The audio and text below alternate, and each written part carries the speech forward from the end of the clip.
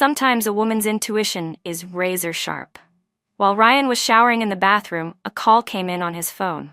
It was a local number with no caller ID notification. I picked it up, said hello twice, and asked, "Who's this?" The person on the other end didn't say a word, just hung up. Those few seconds of silence felt almost like a tacit understanding. The caller knew exactly who I was, and I realized there was something unusual going on.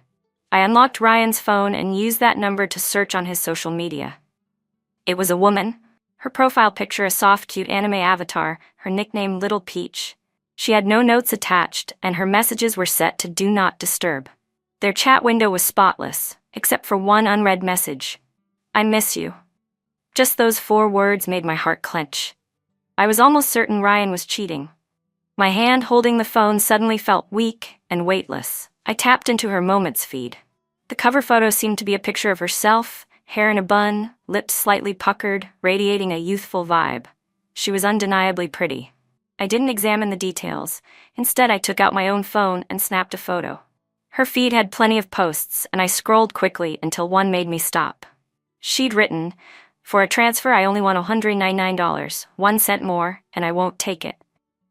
Below was a screenshot of her chat with Ryan.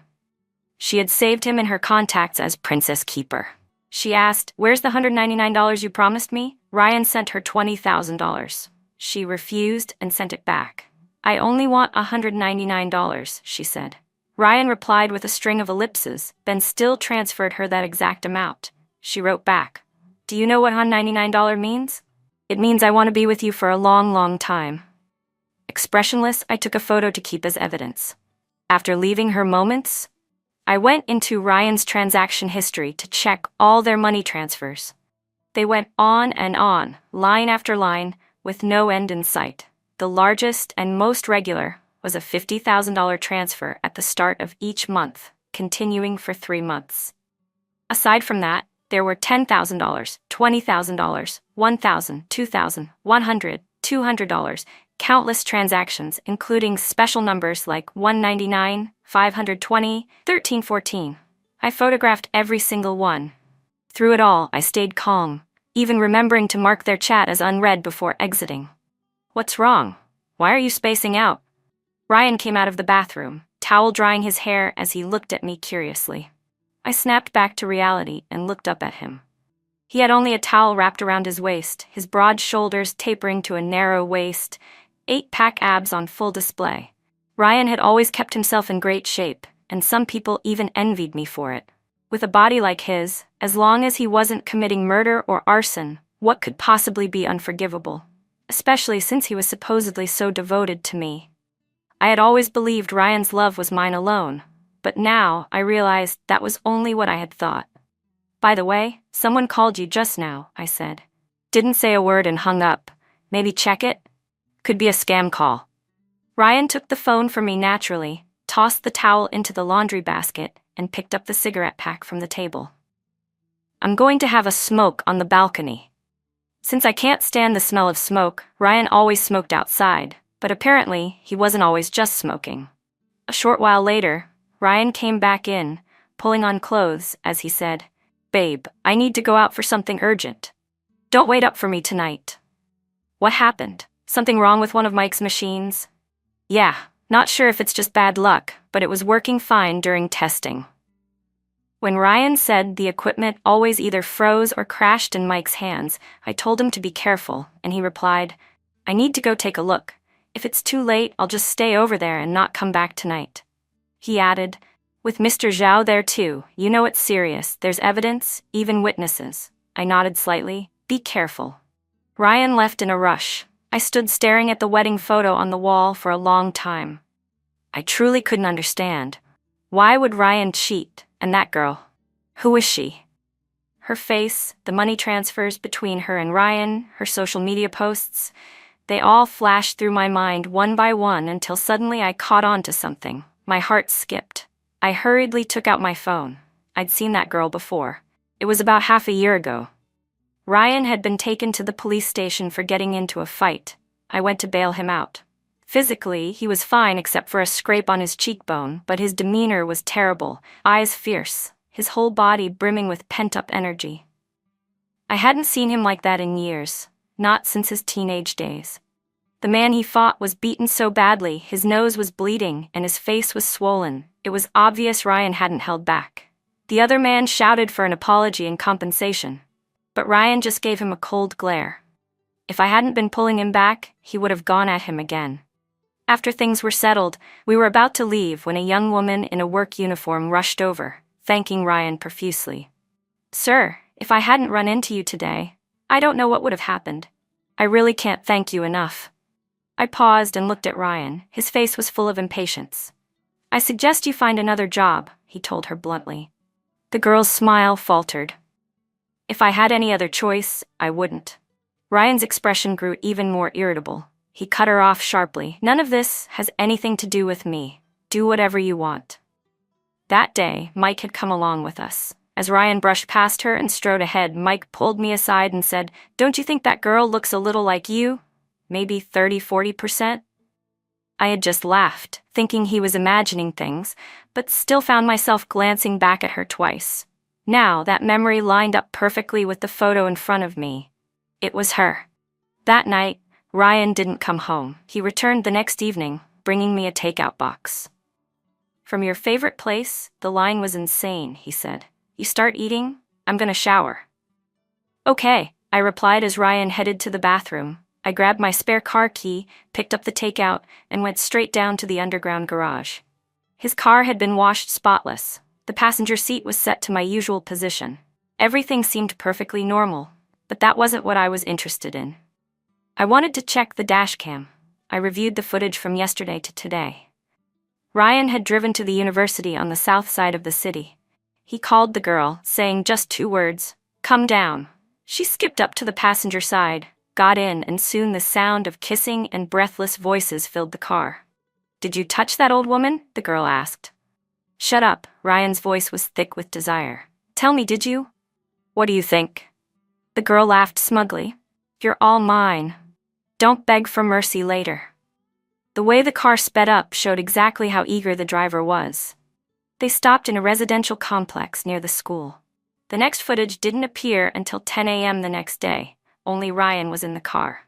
I sat there in the driver's seat, my entire body stiff, muscles drawn tight. I lifted my hand to shut off the video, but just then, the sound of a ringing phone came through the speakers. It was from Ryan's childhood friend, Zach. "Where are you? Why haven't you come over yet? You're running so late, it's not like you. Don't tell me you went to see your little peach again." Ryan grunted in response. Zach sounded exasperated. "Seriously? This often? You must be for real about her." Zach said, "Come on, Ryan. What do you mean for real? What's real? What's fake? Don't act like I don't know. You were just fooling around, right? How did this turn into something long-term? Weren't you head over heels for Sophie? How did you suddenly end up cheating on her?" That question seemed to stump Ryan. After a long silence, he finally said, "Sophie's 33 now. So what? I don't know why, but once she hit 30, I just started to feel like she was dirty." I sat there smoking, thinking about how long it had been since Ryan last touched me. It seemed to have started about half a year ago, right when my work began to pick up. I was gunning for a promotion, working overtime, pulling all-nighters, running myself ragged. Every day when I got home, all I wanted was to collapse into bed and sleep. When Ryan wrapped his arms around me and tried to kiss me, I pushed him away. "Not now. I'm too tired. Next time." The first time, he didn't think much of it. He even seemed to feel bad for me. The second time, he wasn't as happy, but he swallowed his temper. The third time, he got angry and slammed the door on his way out. I later found him at a bar. I knew it wasn't right, so I put my arms around his neck and let him kiss me hard. That time wasn't pleasant. I even felt pain. Ryan noticed and ended it quickly. That night, he lay with his back to me. For the first time, he didn't turn over to hold me. I felt helpless, not knowing how to fix it or how to comfort him. But he beat me to it, comforting himself first. He told me it was his fault, that he'd been too impatient, that I shouldn't overthink or take it to heart. "When you're less busy, we'll go on a trip," he said. I thought that meant the problem was solved. He was still good to me, even if he no longer held me while sleeping, even if we hadn't been intimate for half a year. He was still good to me, or so I thought. Now he was saying he thought I was dirty. That one word, from the moment I heard it until now, made my whole body go cold whenever I thought of it. My hand, holding the cigarette, shook constantly. The ash fell onto my skin and burned, but it was nothing compared to the sting of that word. Ryan called me, asking where I was and why I wasn't home yet. I told him I'd stepped out to throw away the trash and would be back soon. He just said, "Okay, I'm going to sleep." When I went back upstairs, Ryan was already asleep, lying on his left side toward the edge of the bed, leaving me plenty of space. I didn't climb in. I just sat on the edge, staring at his back all night. I'd met him when he was 18, newly accepted into this city's university. A rebellious teen, he'd secretly changed his application without telling his parents, and as soon as he got the acceptance letter, he ran off without even bringing luggage, just a backpack. His older brother was worried and asked me to meet him at the station. "He's broke, the school's not open yet. Let him stay with you for a while. He's stubborn as hell. If he says or does something that annoys you, just smack him." I thought Ryan's brother was out of his mind. Even if he was just some punk kid, there was no way I was going to live with him. I was ready to rent him a separate place. But when I saw him, he looked so pitiful and so well-behaved that I couldn't. When I found him at the station, he was squatting under a big tree, clutching his backpack like a stray puppy. He obediently followed me home, and before I could even suggest he stay somewhere else, he tugged at my sleeve, looking up at me with wide eyes. "Sis, I'm really obedient. I'll cook for you, clean the place, just don't kick me out." I couldn't help but laugh, thinking he was just making things up.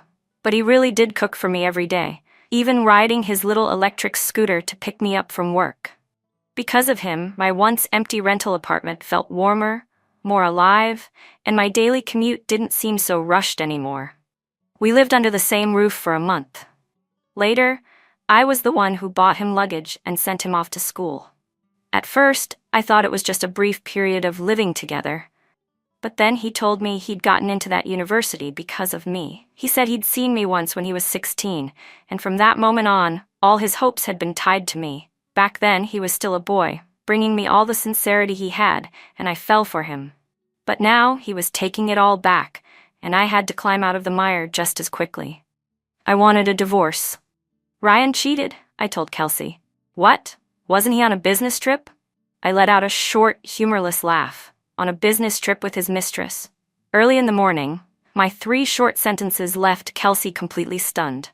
"Wait, let me get this straight. You're saying Ryan cheated, and that so-called business trip was actually him going away with his mistress? How do you even know?" I tossed her my phone. On the screen was a post Emily had made earlier that morning. Ryan, one hand pulling a suitcase, the other holding hers, both smiling happily. The caption read, "Off to elope." Honestly, I'd posted my friend request to her with a half-joking, experimental mindset. I never expected she'd actually accept. Whether she realized I was the one who added her didn't matter. I turned to Kelsey. "Ryan's gone for 3 days. By the time he's back, can I have the divorce papers ready?" Her face darkened. "I'll take care of it personally." I nodded. "Don't tell Zach." Kelsey was Zach's wife, and from what I knew, it hadn't been easy for them to end up together. I'd met her through Ryan, and over time we'd become good friends. Fate is strange. Some people grow old together. Some remain as close as if they'd just met. "I know," she said. "Don't worry." But actually, she hesitated, then shook her head. "Forget it. We'll talk another time. Are you okay? Do you want me to stay with you?" I declined with a weary smile. "My flight's at 10. I've got a business trip too." This is the adult world. Even when you're heartbroken, you still have to make time for work. I gave Kelsey all the photos and dashcam backups I'd taken from Ryan's phone, along with a list of our shared assets. The only small comfort was that we didn't have kids. Kelsey was efficient. By the afternoon of the day I returned from my trip, she'd already drafted the divorce agreement. "Even though he's at fault, you can't strip him of everything. But I'll fight to get you the most benefit possible." I opened my mouth to speak, but she cut me off. "Don't tell me you don't want anything. He's the one who cheated. He should compensate you. Even the money he gave that mistress can be recovered. Mistakes have consequences." I smiled faintly and hugged her. "I never said I didn't want it." "Thank you, Kelsey." She patted my back lightly. "It's nothing. It's just a divorce. I'll be here with you." That night, she stayed with me, and we drank glass after glass. We talked about the past, the future, our hopes, and our regrets, until we both passed out on the carpet. The next morning, I woke to my alarm. I took the day off, put on light makeup. No matter how bad I felt, I still had to go out. I was going to see Ryan. Thanks to Emily's urge to share everything, I'd gotten first-hand updates of their entire 3-day trip. They rode roller coasters, soaked in hot springs, went bungee jumping, things I'd never done with Ryan. He loved thrills, loved that rush of adrenaline, but I couldn't stand those kinds of things. He begged me once to go bungee jumping with him. The kind where 2 people jump together. He said it was romantic, even wanted to take a set of wedding photos like that. But when I stood on the bungee platform, I just couldn't take that step forward. Ryan said it was fine, but I knew he was disappointed. Thinking about it now, there were too many mismatches between us. Back when we were blinded by love, we said being in love could overcome anything. Looking at it now, someone was lying. When Ryan came out, he was wearing sunglasses, his expression calm. Beside him, Emily clung to his arm, chattering non-stop. His steps were light, his face lit up with a radiant smile. She looked coy, girlish, and charming. "Let's come again next time." "Okay, on your birthday. This will be our first one together," she said. I raised my hand and called out, loud enough for him to hear. Emily probably didn't, because she kept talking. But Ryan froze mid-step. He shoved her aside and turned toward me so fast, it was like I'd caught him committing a crime. For a split second, I thought I must look like a monster to him. Facing me, Emily clearly panicked. She stood there awkwardly, wanting to move closer to Ryan but too afraid to. In a way, she looked pitiful. Ryan quickly regained his composure and told her, "You go ahead." She jerked her head up to look at him, her lips trembling downward, her eyes filling with tears. She didn't want to leave, so I played the gracious one. "Come along. It's hard to catch a cab here." Ryan's brows knitted together as he said sternly, "Go." His tone made her flinch back 2 steps. I let my smile fade. "Come with us," I said again. Emily was interesting. Most people would have fled in this situation, but she actually followed. I walked in front, Ryan behind me, and she trailed after him. Ryan opened the front passenger door to get in, but I blocked him. "There's something in the seat. Sit in the back. Can't have the young lady riding alone." Ryan looked at me, his face expressionless, though his eyes churned with suppressed emotion.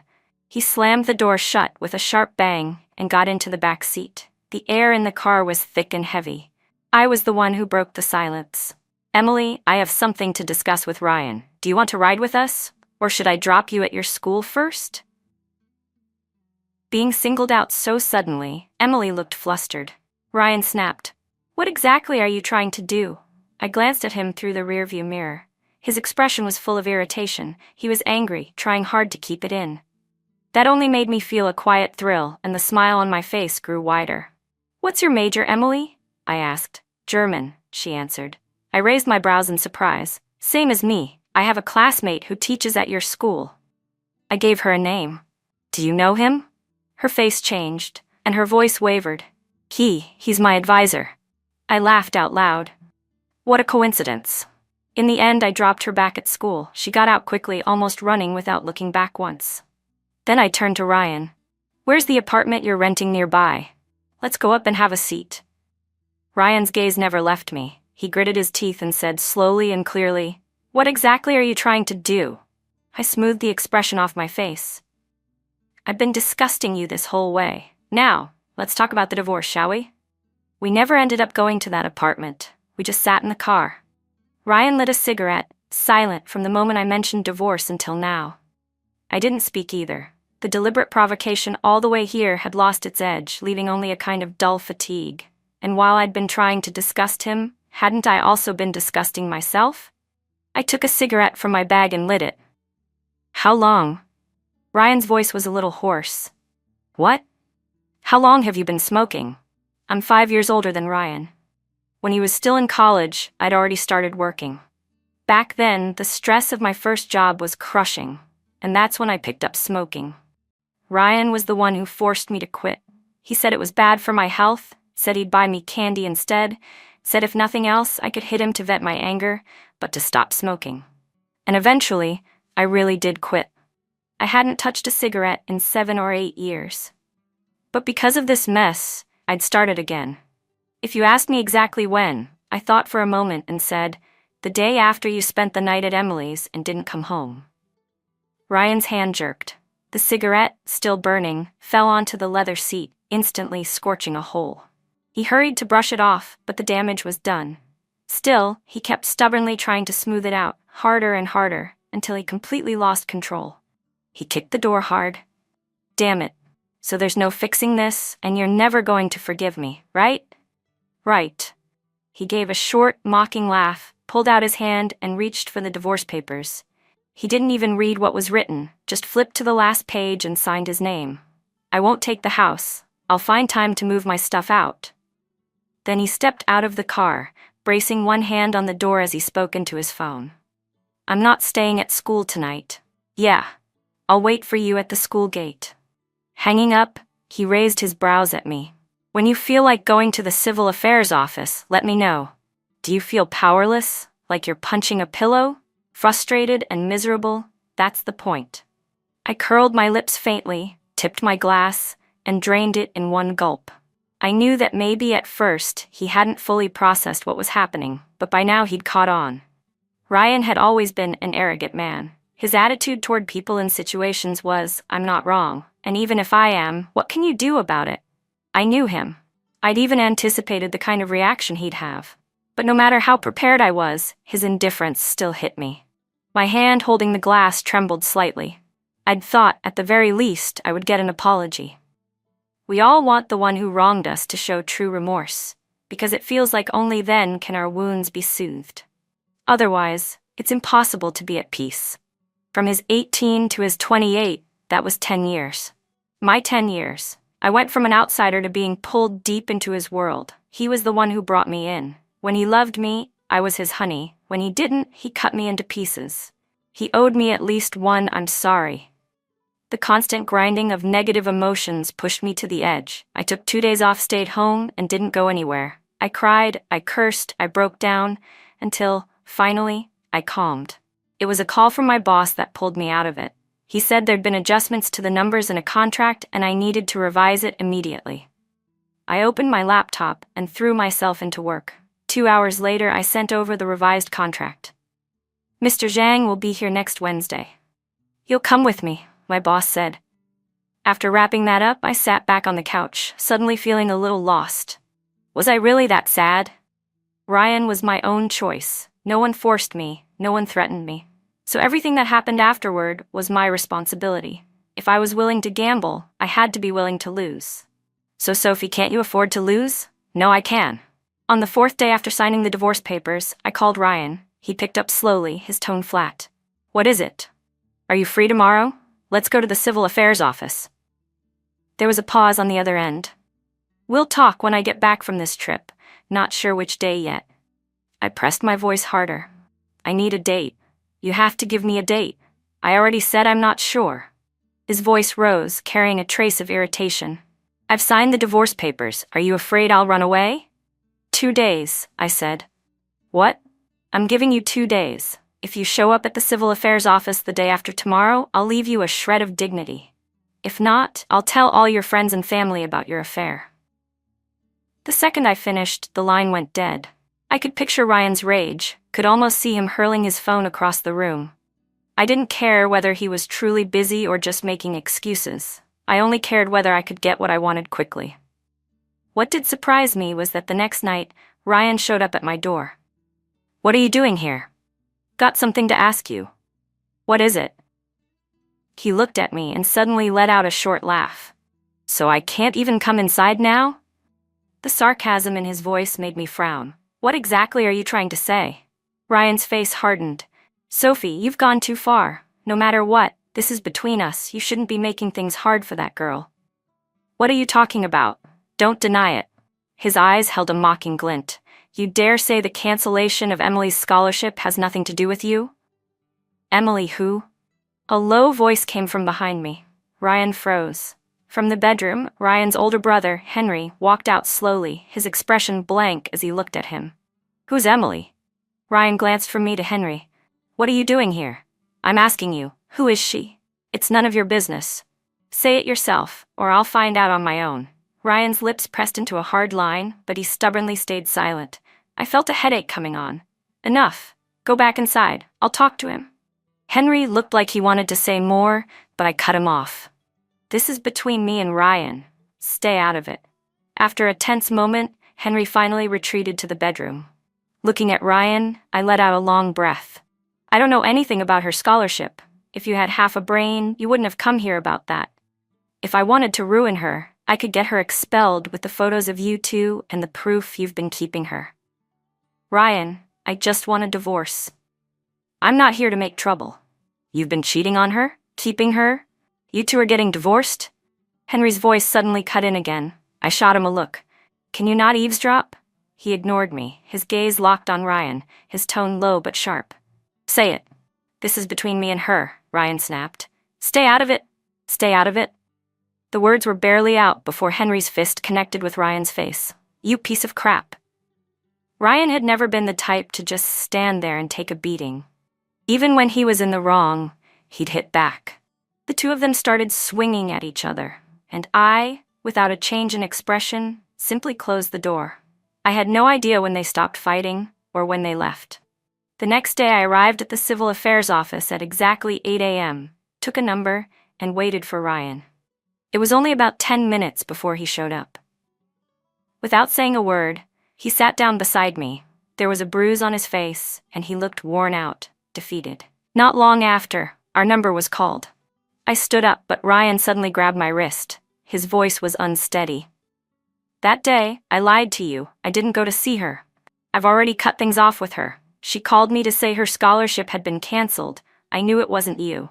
I was just happy, because it gave me an excuse to come find you. I never thought about divorce. I've never wanted to divorce you. His voice grew quieter, even breaking slightly. I'd never been able to handle Ryan crying. Back when I agreed to be with him, it was because he looked at me with eyes red from emotion. But right now, Ryan, your crying only made me feel sick. His grip on my hand tightened sharply. He hesitated for a moment, then asked in confusion, "What did you say?" I pulled my hand free, tore the paper in my hand to pieces, and went to take a new number. From the moment this started until now, we haven't actually sat down to talk. You've never asked how I found out you were cheating or what I know. So let's go over it, shall we? About half a year ago, our sex life started to fade. You grew moody, and one night while drinking, you met Emily. Maybe it was because she looked a bit like me, maybe because she was younger, livelier. You didn't hold back. You cheated. And cheating is wrong, no matter what. But to justify yourself, you put the blame on me. You said that after I turned 30, you felt I was dirty. Because of the fine lines on my face. Because my body wasn't as full as it used to be. You said I was like a withered flower you could smell rotting from far away. Ryan, when you use those cruel words to describe me, do you have any idea how disgusting you looked in my eyes? I started doubting myself, wondering how blind I must have been to step right into a pile of shit, and even with it stuck to my shoes, you were still the one complaining they smelled. I stripped away any last shred of civility between us. The divorce process went smoothly, no arguments, no drama. The clerk reminded us to come back in a month to collect the certificate. I nodded. Ryan was already on his feet, heading for the door. "When are you coming to get your things?" I asked. Without looking back, he said, "Throw them away." Of course, throwing them away was impossible. In the end, Henry came and packed up Ryan's belongings himself. Afterward, he cooked a meal and opened a bottle of wine. I didn't refuse. Henry drank fast, downing a glass in one go.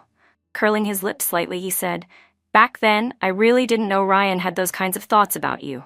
If I had," I laughed softly and shook my head. "So what if you had? Cutting it off at the start wouldn't change anything now. Regret like that means nothing." Back then, both our families were against us being together. I still remember Ryan saying, "I don't know if I'll regret being with you in the future, but I do know that if I'm not with you now, I'll regret it for sure." "Is that why you chose to be with him?" Henry asked. I shook my head. "No. I just thought the same way at the time." Resting my chin in my hand, swirling the wine in my glass, I said, "When I was in my 20s, I was a lot braver than I am now. Back then, I dared to imagine a future with a boy 5 years younger than me. And now, I don't even have the courage to start a new relationship. I'm not even sure I'll ever want to start one again. Sophie. Henry's gaze on me was complicated. There was guilt, there was pity, and there was something else I couldn't quite read. I gave him a reassuring smile. Don't worry about me, I just suddenly figured something out. Love, when it comes, it's loud and blazing. When it leaves, it rots and crumbles. What other people give you is never permanent. But that's okay. People die from illness, from poverty, but I've never heard of anyone dying from a lack of love. Maybe I was a little drunk, and since the person sitting across from me was Henry, an old friend, I rambled on for a long time. He just sat there in silence, listening without interrupting once. The next morning when I woke up, Henry was already gone. He'd left a note saying he had to catch a flight and couldn't wait for me. He also wrote that he'd met a pretty good woman, and once he got back, he was planning to be with her. Take care, Sophie. That small distraction from the divorce quickly brought my focus back to work. My busy schedule left me no time to wallow in self-pity, and that in itself soothed my mood. I hadn't thought about Ryan in a long time until Zach called me. Sophie, I know I shouldn't be contacting you, but in the past 2 weeks, Ryan's been hospitalized twice for alcohol poisoning. I can't stop him. You're the only one who can talk some sense into him. Sophie, he knows he was wrong. Zach probably didn't expect me to actually show up at the hospital, so when he saw me, he looked startled, almost guilty. He quickly stood and gave me his seat. You two talk. I'll go have a smoke. I gave him a disapproving look. Still haven't quit? Isn't Kelsey pregnant? His face stiffened, a bit awkward, and without answering, he lifted his hand in a half wave and walked away without looking back. When I turned, I found Ryan staring directly at me. The moment our eyes met, he quickly looked away. I'd barely opened my mouth when he interrupted urgently. My arm hurts. My left arm. Every time it rains, it hurts bad. Remember that year we didn't see each other for half a year? I told you my dad grounded me. But actually, I was in the hospital. My dad broke my arm. I never told you because I didn't want you to worry. Then why are you telling me now? Ryan looked up at me cautiously. I pulled the corner of my mouth into a faint, cold smile. Honestly, now's a terrible time to bring it up. If you'd told me back then, I would have felt sorry for you, would have thought you sacrificed for me. But now, Ryan, that was your choice. Your own decision to suffer for the person you loved. Whether it turned out good or bad, it's yours to bear. Just like me, when the man I chose cheated, I had to bear it. The glimmer in Ryan's eyes dimmed. He turned his face away. If you won't even give me the smallest chance, then why did you come? I lowered my eyes. I came to tell you not to drink yourself to death, and don't delay my trip to the registry in half a month. Ryan, I want a divorce, not to be a widow. You hate me that much? He growled. Without looking back, I walked out. You must want to kill me, he shouted after me. I left cleanly, no hesitation. Zach looked frustrated. I went through the trouble of calling her here, and you can't just swallow your pride and talk to her properly? Ryan's face was ice. Stay out of it. Even if I die, don't ever call her again. Zach sighed. If you really want to fix things, why are you acting like this? What are you even mad about? Truth be told, I'd never understood it. Ryan had always been composed, steady, no matter what person or problem he faced. How was it that, in front of me, Ryan acted like an immature boy who'd never grown up? He turned his head toward the window and stayed silent. He didn't even know why. He wanted to speak to me properly, wanted to swallow his pride, but when it came to me, all he could feel was the strange, stubborn sense of grievance. Even though he was clearly the one in the wrong, he still felt wronged, as if I were supposed to accept him unconditionally, without asking for anything in return. From the moment he saw me at the airport, Ryan had been unsettled. He was caught between a frantic urge to do something, anything, and the dead certainty that nothing he did would change the outcome. He knew I wouldn't forgive him. Cheating with Emily had been wrong, and after making that mistake, his first instinct had been to cover it up. So when Zach confronted him, he'd lashed out in embarrassment, saying harsh, cutting things he regretted the moment they left his mouth. He'd warned Zach over and over not to repeat what he'd said, otherwise their friendship would be over. In truth, he'd been ashamed, too ashamed to face me. He knew this broken, shabby relationship was destined to be discarded, but that didn't make him any less afraid. Emily had come to him more than once, crying, saying I'd bullied her. I got a court summons, she'd wept, telling me to pay back all the money you gave me. That was your gift to me, why should I return it? Ryan, are you just going to let her treat me like this? Ryan had found it almost funny. I'd always been this way, holding grudges, never letting things slide. If she hadn't falsely accused him, he might not even have thought about reclaiming the money. And like I'd said, if I really wanted to ruin her, I could have gotten her expelled. Emily still wanted to be with Ryan. She figured that, since he was getting divorced, she could finally take my place. But what she didn't understand was that Ryan could be with anyone except her, because she was living proof of his worst choices, the embodiment of his most reckless past. We'd both made the same mistake, and neither of us was something worth keeping. The money was long gone, she couldn't repay it. Ryan filled the gap himself, then told her to stop coming around, or he'd come after her for the debt. She'd left in anger, slapping him across the face and calling him a hypocrite before storming off. Ryan had lost weight, not from her slap or her words, but from everything else. After being discharged from the hospital, he threw himself completely into work, using it to numb himself until the day of our final appointment came. When that day arrived, he didn't stall or try to back out. He followed me quietly, obediently, to get the divorce certificate. I was in good spirits, still carrying myself with the same confidence and poise as ever. As I turned to leave, Ryan suddenly called out, "Sophie, apologize to me." His hands, buried in his pockets, trembled. He opened his mouth, but couldn't seem to force out those 3 words. A flicker of disappointment passed through me. I turned and started walking away. Then he suddenly took a quick step forward. "Sophie, I'm sorry." I stopped for just a moment, lifted my hand in a small wave, and strode off. This time, my steps felt lighter than ever.